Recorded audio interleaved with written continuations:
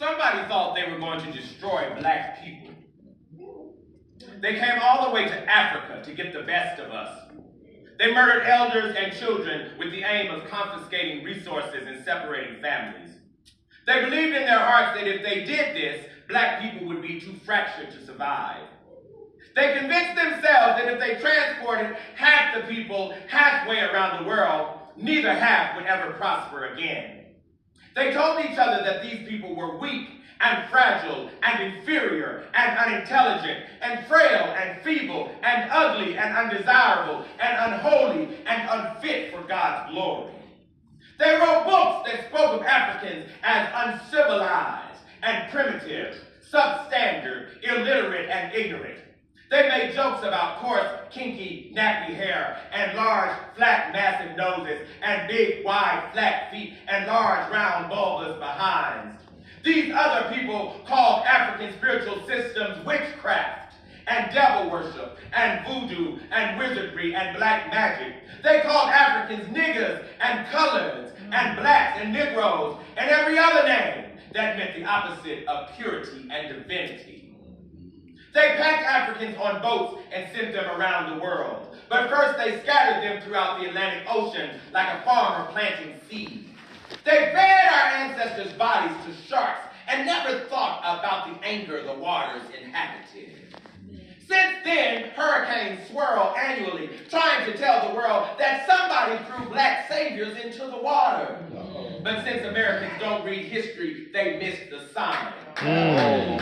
These captors took black bodies and set them up on auction blocks. They sold them like meat at a market, per ounce, per pound, per glistening black form. They touched them to see which ones they wanted. They imagined in their sordid hearts the sexual ecstasy black bodies might solicit. They chose particular African men and women whose bodies they admired. They did not take everyone.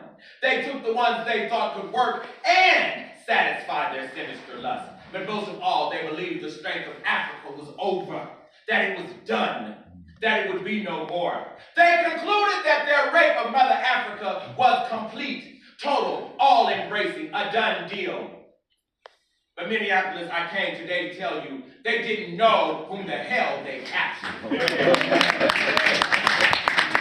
They didn't know really that they captured philosophers and poets and magicians and musicians and teachers and artists and captors and carpenters and doctors and healers and chefs and psychologists. They didn't know they captured writers and farmers and babalaos and iyalaos and entrepreneurs and scientists. They didn't know really that Africans are stronger in death than in life. They didn't know that a seed will bloom wherever it is planted. They didn't know that actually they came to Africa to find their Savior.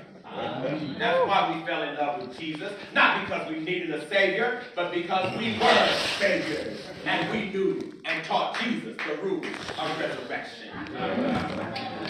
See, these people thought that if they changed our names, they would change our story. They thought that if they gave us their names, we would no longer be ourselves. They thought that if, say, Olufemi and Abena and Alatanga and Chisanganda, and Ndaye, and Akili, and Bata Raishe, and Kamati, and Binta, and Kwame, and Kunta, that maybe if they became LMA, and Joe, and Charles, and Betty, and Frank, and Sally, and Jane, that we'd have no strength, that we'd become like them. They didn't know that our spirits were bigger than our names.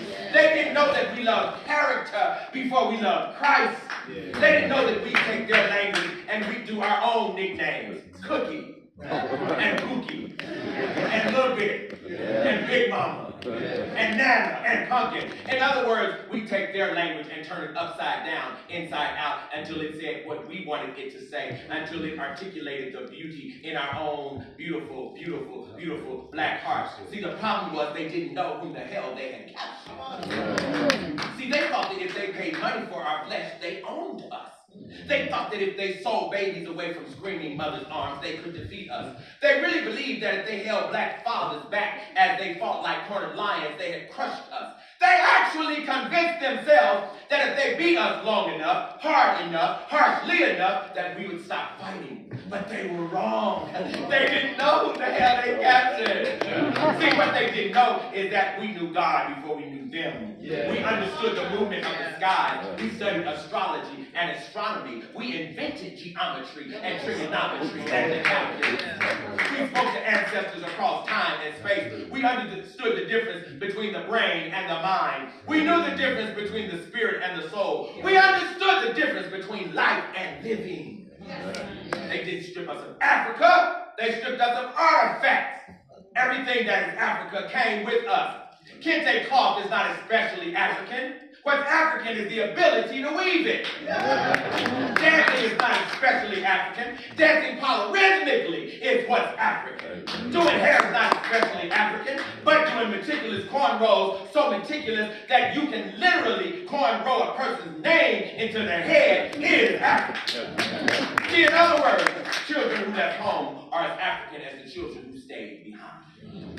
This is how in a new land you get call and response. You get the polyrhythms of the drum. We call it jazz and gospel. You get the storytelling tradition. We call it hip-hop. See, somebody really thought that by bringing us here, we'd be less than ourselves. But we're actually far more. Instead of weaving cloth, we now piece quilts. Instead of beating drums, we stomped the earth. Instead of fufu and couscous, we made dressing and succotash. Instead of dancing manjani and sorcenet, we did the cakewalk, the dougie, the crump, the smurf, the powder, the lock. Instead of mothers wrapping their hair in cloth, our mothers wore church hats that you had better not touch. We simply had to transmute and synthesize material. They didn't know they brought people all the way across the Atlantic who knew that if you couldn't find a way, just make one. And the way makers, y'all, the dream shakers, the heavy load sharers, the mighty spirit carriers, they didn't know who the hell they captured. See, listen, the worst mistake they made was to steal seed and then make us the farmers. They didn't know why they brought us here. Somebody really thought they were going to destroy black people. They thought the invasion of Africa would do it. Then they thought the Middle Passage would do it. Then they thought throwing us into the ocean would do it. Then they thought that selling us on auction blocks would do it. Then they thought that beating us would do it.